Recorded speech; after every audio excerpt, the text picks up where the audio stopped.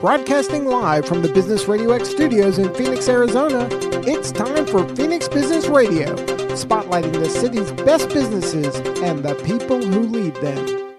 Welcome to Cultivating Collaboration at Advantage. I'm Sean, the founder of Advantage, and I have Mark Jamnick, my co-host here with us, and our upcoming guest.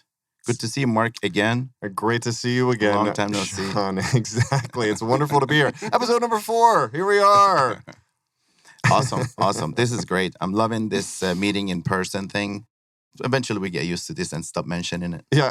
But it's it's still a novelty. We're gonna live it up, it's still a novelty, Yes, exactly. Like people, oh my gosh, you're real. It's adventurous. Oh man, I met him in person. Awesome. Well, it's great to be back on our podcast here and a live show. Let me just jump right in. We have our guest today is Becky Easton of Easton Law. She is one of our amazing members on our platform, highly engaged. We met about 2.5 years ago at Phoenix Startup Week. I believe it was the 2019. We figured out that was the year. At time just is so mumble jumble these days. We've lost an entire year. Yeah, so it's kind of trying to adjust with that. But so you've been on the platform and you've done some amazing collaboration. So to kind of get started with your intro, so you were born and raised in Tucson, Arizona. Yes, I was. Amazing. So graduated from U of A. I'm an ASU, Sun Devil. So we can still be friends. It's fine. We're still friends. And with a degree in psychology and Spanish linguist, then you went to law school in Denver and graduated from Denver Stern College of Law. And then came back, and your Mesa is your home now, right? Yes, it is. I miss Denver all the time, but housing out there got crazy, and so it was time to come back and be around family again. So we have settled out in East Mesa, out in the beautiful Eastmark community, and awesome. It's kind of funny. I never really thought like a master plan community was like the thing for me, or like living in a bubble with all my stuff in like kind of one location. I mean, not quite yet. Like retail's still getting out there, but I was like, oh, that's nice for like other people. Like, cool for you. But I didn't really see that as something I was looking for. And then we came across Eastmark, and I was like, oh man, it is amazing. I was sold. I drank the Kool-Aid immediately. Yes. The nature is so beautiful there. So serene. Beautiful. Yeah. And the community. I mean, speaking of, talking about cultivating collaboration, like that community is incredible at working with each other. Is that right? I mean, we'll get more into like how I founded my business and everything, but I started that when I was living in Eastmark, and I credit almost all of my success initially to neighbors wanting to work with me and reaching out and being like, oh, hey, you're a neighbor. You do the thing I need. I'm definitely trying you first, That is so powerful. That is amazing. Supporting your local community and it just makes for a better community, right? Absolutely. Again, it's not transactional. It's that exchange of value. Yeah. You see people everywhere and you're like, yeah. Like we actually have an event this Saturday, a boutique in our neighborhood park. And one thing that I've done, I mean, with a law firm, like, what am I going to go out to a boutique and sell? Like, I'm not going to sell anything. So a few years ago, I just started going out and sitting and talking to my neighbors, just get to know them. And, over the years that I've been there, now we end up with people being like, oh, hey, I've been meaning to talk to you. Like, oh, perfect. I'm so glad you're here. Let's set that appointment. Let's do whatever. Or, just being out there to do that like education piece and tell people what it's all about. Yeah, people do business for people that they know, they trust, and they like. Yep. Right? Yeah, so absolutely. That has not changed, and I don't think that will change no matter how technical and technological advanced we get. So yeah, no, I mean, and thinking of, talking about kind of that scarcity mindset that you touched on a little bit in the last episode, like being afraid of competition, like it's just, there's just not competition. Like everybody, the world is a big enough oyster for 100%. All of us. Like even when, 4 years ago when we moved into Eastmark, like there was still opportunity. I knew it was going to grow. Like, do I need to take all the estate planning and business planning work for myself and like hoard it and be like, oh no, like you have to work with me? That doesn't work out well for me No, I don't think it does either. for anyone. Yeah, So, it's such a beautiful organic approach to business. yeah. I mean, hearing you, I didn't know that because you and I have had an opportunity to meet. What's been really great is the opportunity to meet on the Advantage community, because last year was obviously a year of Zoom, and so you had a lot of opportunity to just have, hey, do you want to do a Zoom meeting? And so we had a chance to dig in and talk. Yet I didn't realize that was all happening organically inside of your own neighborhood. And talk about going back to our roots and kind of how things used to be. While I never grew up in the 50s, that was always something that was kind of a fascinating, like, I think I've glamorized that era. And yet that's kind of what I feel like, when people were moving into the suburbs, they would pull in, and this is even how, when I grew up, I knew my neighbors. Like, we didn't have walls between our homes. And so it's great to hear that there's communities like that out here. And I know we're completely not talking about what exactly you do, but at the same time, I think this is kind of the organicness of what happens inside of Advantage, is you get to know the other members as you're working with them or talking with them. You have a chance to really hear and see what they're really about. And it's not about the transaction. I think that's a resounding theme that runs through it all. And so, do you want to talk a little bit about what it is that you do? Because I know we've alluded to it here. And I'm an attorney. So, yes. So there you go. So excellent. So yes, I'm an attorney. I specialize in estate, I'm not officially specialized, but I do estate planning and business law. And all of that is kind of wrapped in kind of together. I think we try to separate, as business owners, we try to separate like our personal life and our business life, which is great. You want to set boundaries between all that. We can jump into that, but you don't really think of them. You still do need to think of them together. So in thinking of, making sure you have your like legal, your insurance, your finance, and your tax, those are all things that matter to you as a person, whether, you're a small business owner or not. You want to make sure that, maybe the legal isn't quite as important to you as an individual, aside from, estate planning and making sure you have your like incapacity planning, your powers of attorney in place, what happens to, who can get to your things and your stuff when you are incapacitated and can't speak for yourself. You're in an accident on the way home. What happens there?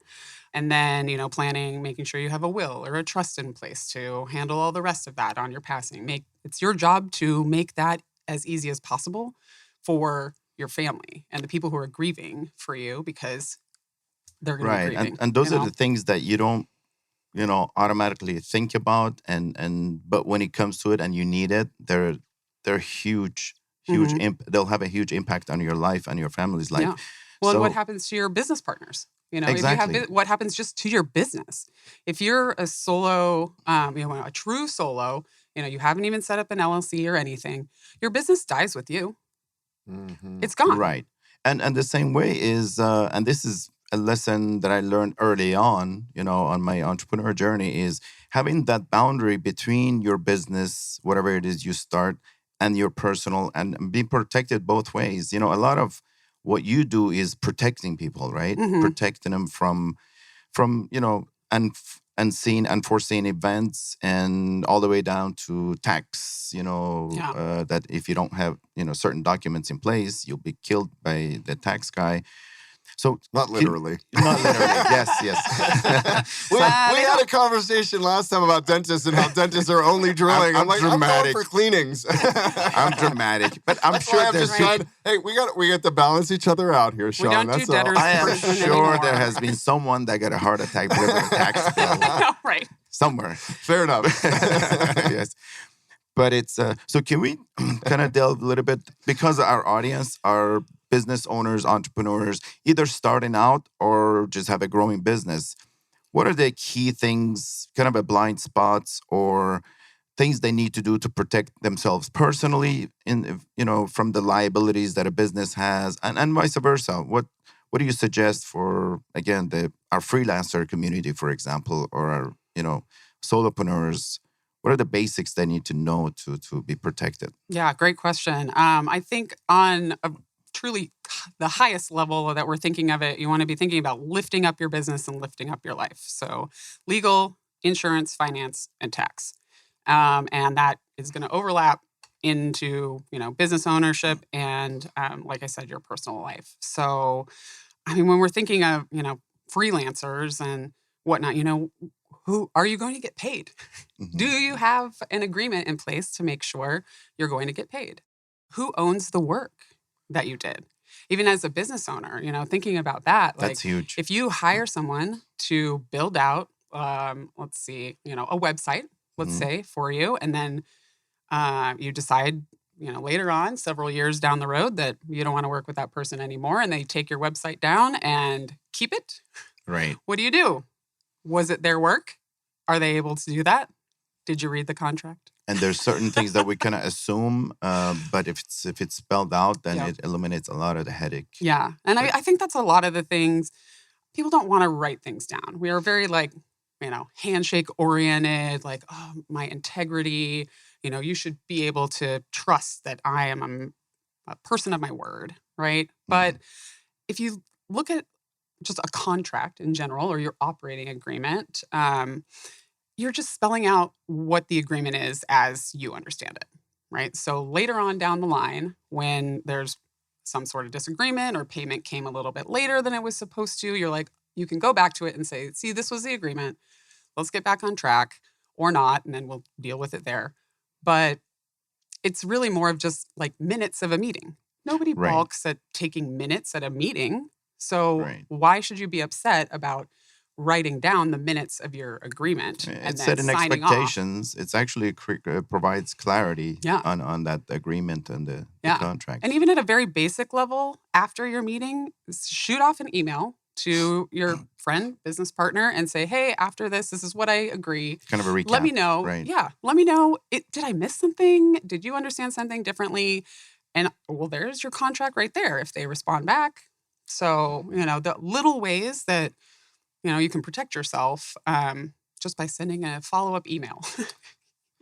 And I think I think back to the game of telephone, right? If you ever think about the game of telephone, you tell one thing to one person, and then it goes around the room, and it comes back, and it's a completely different story. And so what you're saying is more or less, hey, write that down, and then that way there's not confusion as it goes around, because that's really it. And I love the acronym. So lift your business up. I'm all about simplicity, so I love that. So L was for what? It was legal. Legal, insurance, finance, and tax. Yep, that's great. So those are the main areas that you focus in on. And what do you see as those are, I guess, the biggest ones that there.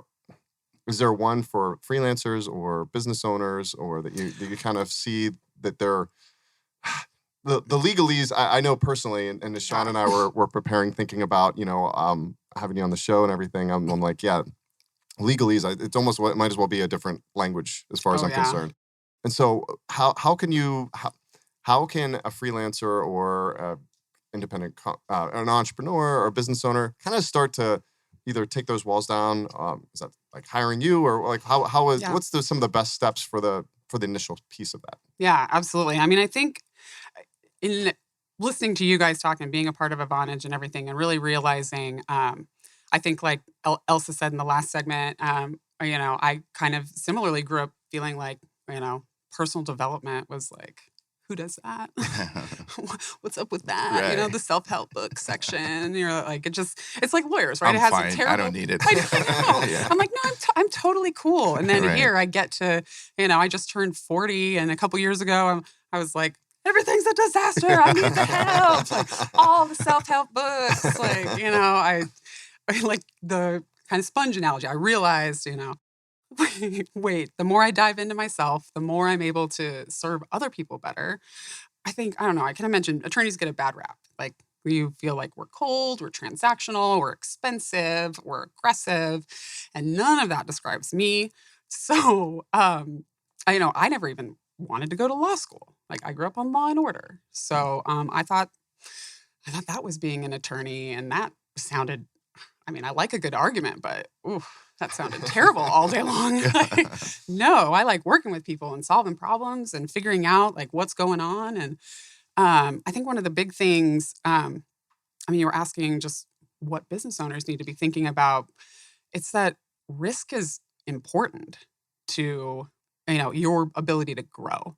And if you are consistently paralyzed by making, any sort of decisions, like the solopreneur, right?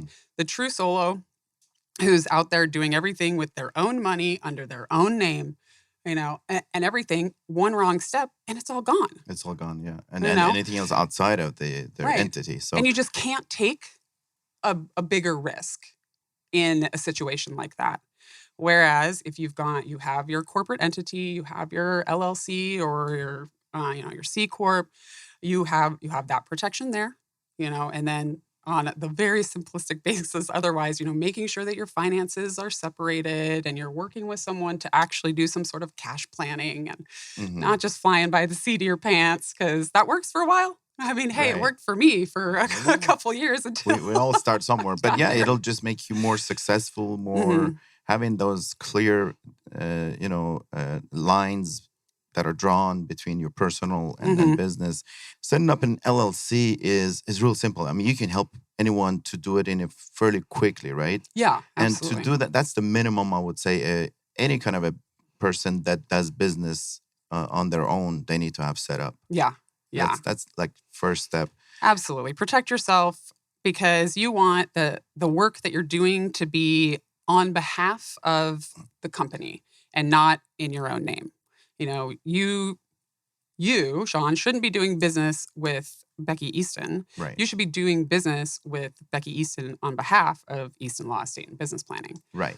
Exactly. That's who the contract is with the firm. And I do therefore business the with liability Advantage, is with the firm, and so is the value, because when you have an LLC or a company built, now you're building up and adding value to that business. Absolutely. And one day maybe you can sell it. Absolutely. Right? Yeah. Versus if you just do it as a kind of a hobby thing, or not even a hobby, as not set up formally. Sure. Then you won't build that equity in the business. Yep. Yeah. It just makes it harder, because then how do you put a value on that? It's just harder because you don't have the thing to value, right? It's you. So it's step A is set up your entity, some sort of a corporate structure. What's the next thing a basic entrepreneur should worry about?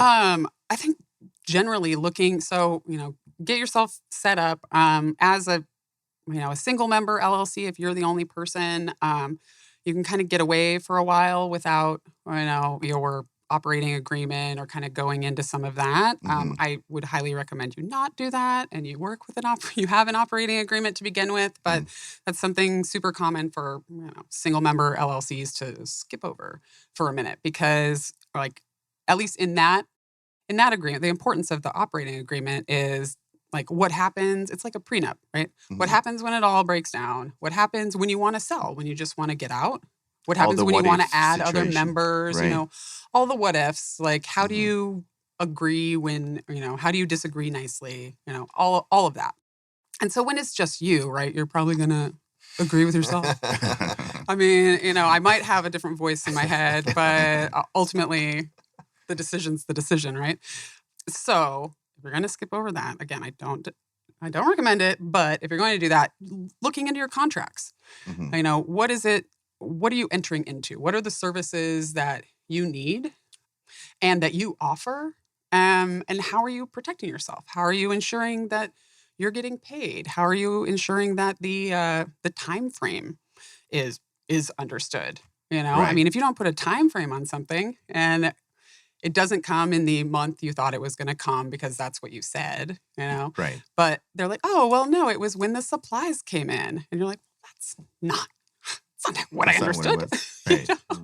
It's just defining terms and the services on both ends as a buyer and seller. Awesome. Yeah.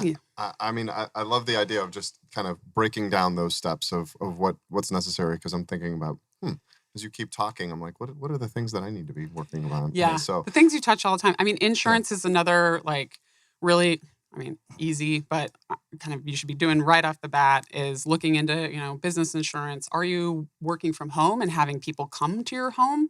Then, do you also have an umbrella policy? Do you also have the business listed as an additional insured on your home policy? So yeah, I think insurance is another big piece. So on the insurance, do you recommend for freelancers, for example, let's say a graphic designer or coaches or people that don't have an office or a physical location to meet? Do you see that almost required, or do they need to get insurance, or is that really mostly to cover liability stuff?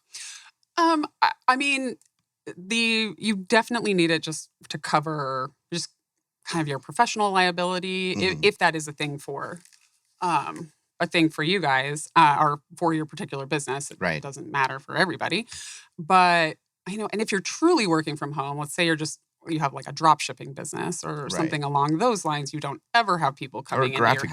Graphic design, like you're completely, you're a lawyer on the beach and you're working completely, virtually. Then, adding on additional insurance, wouldn't necessarily be on your radar because no one is coming. You don't have other people to worry about in your space. But as with anything, I'm not an insurance agent, or anything, so I'm not selling anybody anything here. But the more times that you can sit down with kind of your tribe of advisors, which I thought you mentioned on the last segment, was talking about like building. You see people creating their like work teams on Advantage, and I love that because I've been in search of my tribe now for a while, and just decided. Like I needed to find, the women in my life. I needed to find the business people that I looked up to in my life. And now as I'm here really getting more involved with Advantage and figuring out, what my place is here, I absolutely see that. Come and build your tribe of people who, for starters, we're giving kind of our extra time. So, and being able to barter and trade, like, actually, it sounds so funny, but when I graduated from law school, I was really excited to have a barterable skill. Nice. Wow. So you were ahead of your time. Way ahead of your time. I know. Well, I don't even know why that came over me, but just the idea that I could get what I needed without having to pay the money for it. Just because I'll help you do something all day long. Oh, you need a shelf built? You need to put together a bookcase at your house? Like, let's go do it. If you will also come over to my house and like help me clean out my closet. Makes sense. Absolutely. It's all about it. So so you guys do furniture building as well. So just clarifying. All kidding aside. One thing I know we were also talking about in episode 3 with Elsie was really about business and life. Your business is your life. And so you talked a lot about that as well. So can you kind of tie those pieces together as we're looking to wrap up here in a little bit? But. Yeah, no, absolutely. Definitely your business is your life. It's going to make you successful, or it's going to be your worst nightmare while you're struggling and dealing with it and trying to make it work and hitting your head against the wall. It's going to affect you. There's just no way around it. You can't. I don't know. I can't possibly envision separating that in my head. Yeah. So in terms of some of the services and kind of as we talk about having an operating agreement and having the other pieces. I think estate planning is probably estate planning. Talk about that for a little bit. Yeah, for that's sure. Huge also. So that definitely ties into on the business planning aspect as well of like what happens when you are incapacitated or when you die. It's not if, it's when, guys. We're all going to die. It's kind of the same way with like running a business. I know. I hate to break it to you. It's like Oprah. I'm like, you're gonna die, you're gonna die, and you're gonna die, and I'm gonna die, right? Like it's all gonna happen. So, are you planning for it now and figuring out what you want that to look like? Right. It's about designing. Really, designing what you want that to look like, designing what you want that to look like for your family on the back end, and then, designing a legacy, perhaps, it's the same ideas you're thinking about with your business. Designing what you want your business to look like, setting that up, that operating agreement. How do you want people to interact with you? I think one of the biggest kind of personal development things I've learned recently is that people treat you how you've trained them to treat you. Right. And Beautiful. Yep.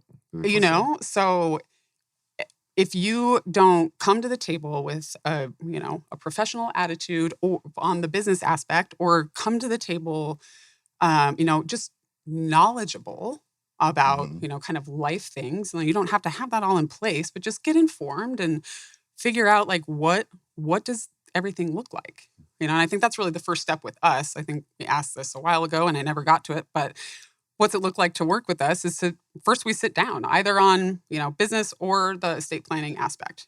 We sit down, we look at everything you've got. You're going to do a little bit of homework. Holistically. Yep. Everything. Business, personal. Yeah. Got it. Yeah, absolutely. We're going to look at you go through an inventory, like everything you have. We're not talking down to like all your little stuff, not a full inventory, but all your major assets and everything.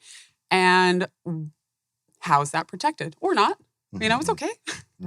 Some like 56% of adults have done no estate planning. So it's amazing. You are all in the majority if you're like, oh my God. We just don't think we're going to die for some reason. Yeah. But, the whole thing is about being in control and in charge of your legacy and your destination. So it just makes sense. Yeah. You're making me think hard. Yeah. Well, and figuring it out. I think a lot of it, is not even knowing necessarily what's out there. Or, when you start working with a coach, if you kind of see us as, your legal coach, right? When you sit down with that person, they're just asking you, I'm just asking you questions. Awesome. So how do people reach you? Yeah, absolutely. We're at Easton Law, PLLC.com. Easton Law, PLLC.com. Yep. Okay. Yeah, and you can reach out to us at info@eastonlawpllc.com. Awesome. Easton, EEASTON. You got it. EASTONLAW, PLLC. Wonderful, wonderful. Great to have you. Appreciate it. You also have a couple of offers on Avantage, and I think on Avantage is Avantage/Easton Law. I believe so. That's your URL. Wonderful. Another session, Mark. Thank you. Becky. Thank you, guys. It was so fun. awesome to have you. Thanks so much.